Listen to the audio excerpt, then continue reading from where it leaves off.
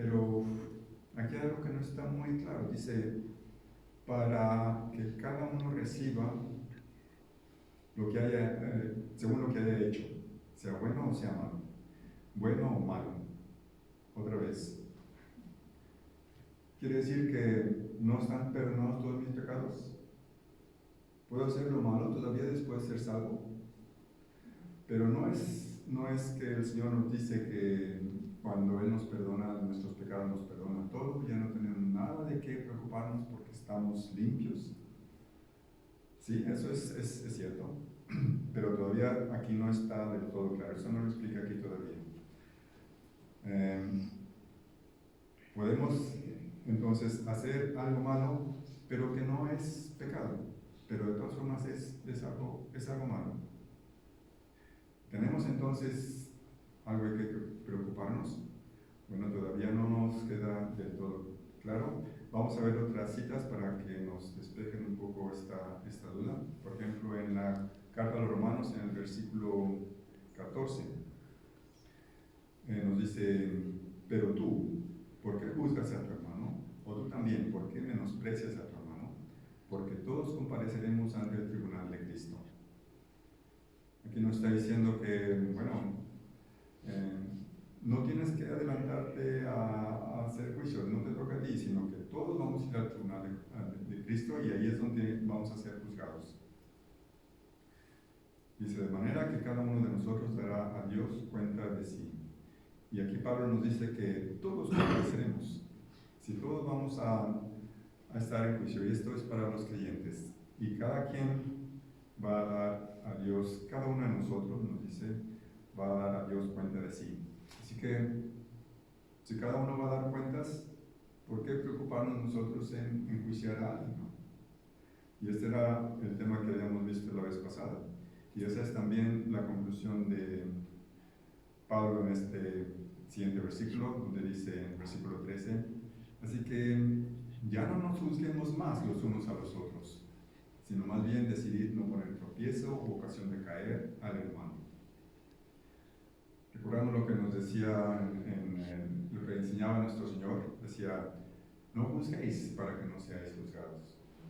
Ser juzgado es una de esas cosas malas que no debemos hacer, que es pecado, ¿no? A cambio de eso,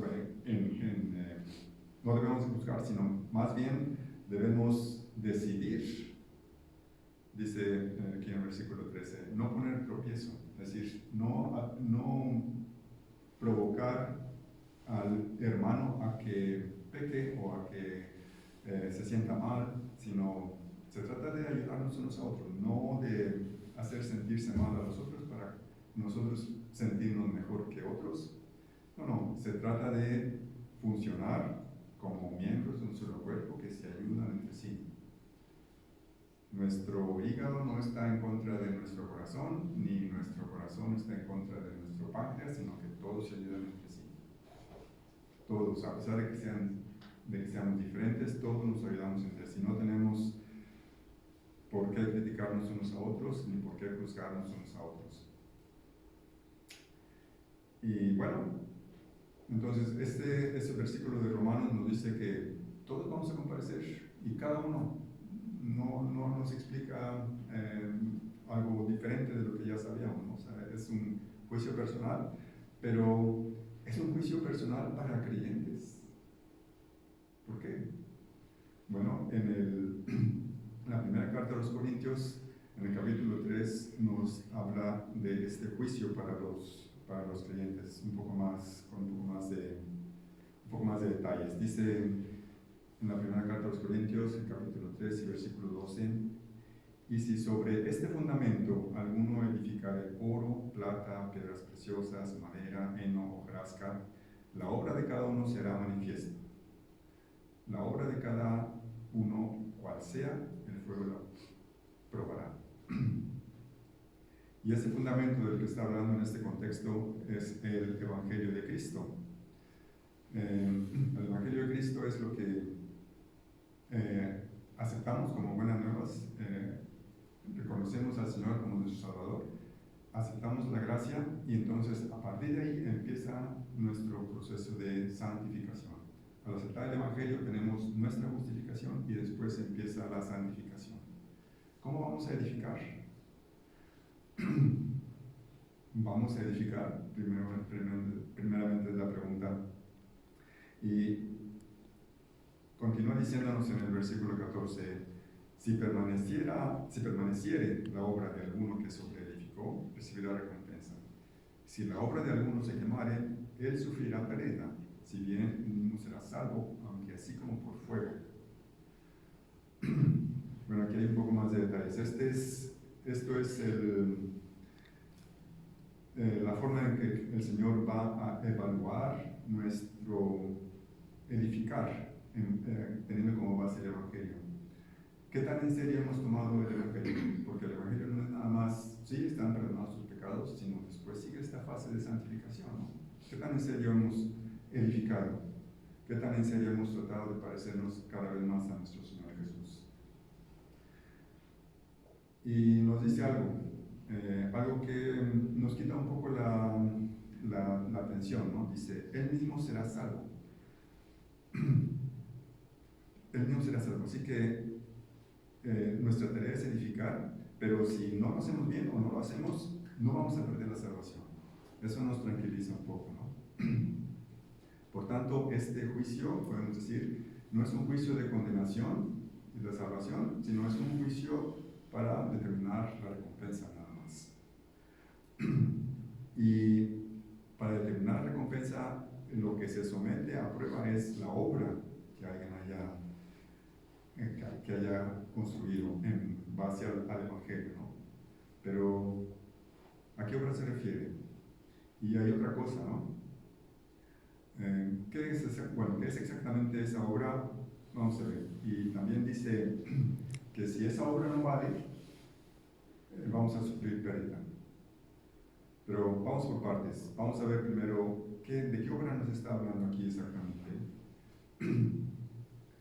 Y bueno, como les decía, es nuestra santificación lo que tenemos que sobreedificar en base al Evangelio. Y nos dice, por ejemplo, en la carta a los Efesios, en el capítulo 2, en el versículo 10, porque somos hechura suya, creados en Cristo Jesús para buenas obras, las cuales Dios preparó de antemano para que anduviésemos en ellas.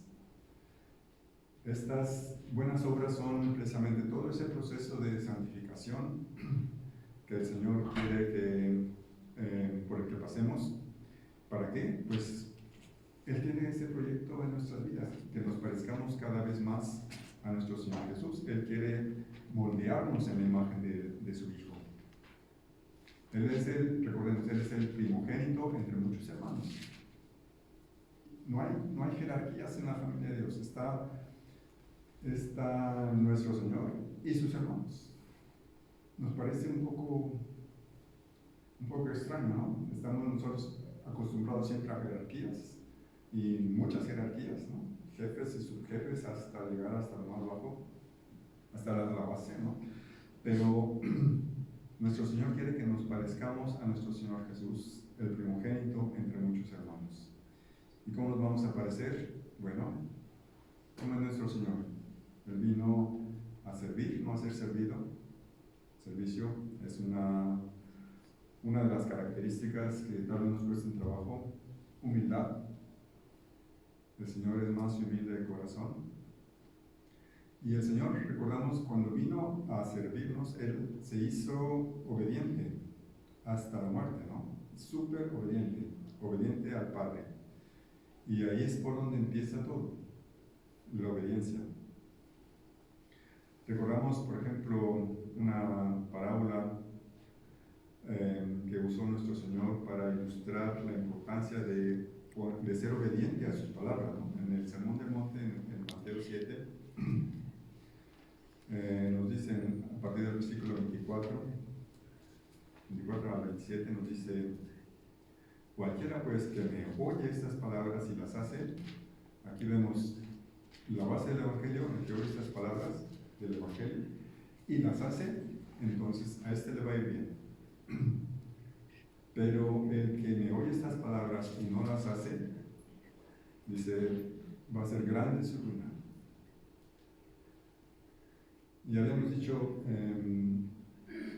que ese juicio en el que la obra de alguien se va a meter a fuego, como decía Pablo en la carta a los Corintios, puede ser que se queme y va a sufrir pérdida esa persona que construyó eso, que no aguantó el fuego.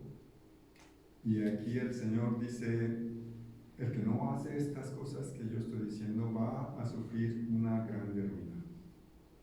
Así que pérdida y ruina nos advierten de algo, ¿no? Volviendo a nuestro texto de la primera carta a los Corintios, en el capítulo 3, acerca de la pérdida. ¿Qué puede ser pérdida si no vamos a perder la salvación? ¿Tenemos algo de qué preocuparnos? Va a haber pérdida, pero tal vez sea poquito, ¿no? Tal vez no es suficiente como para que nos preocupemos y podamos seguir como siempre, sin grandes preocupaciones de que no somos así como el Señor, etc. Podemos tomarlo más a la ligera. Si ya soy salvo, de que no importa lo que haga, ¿no?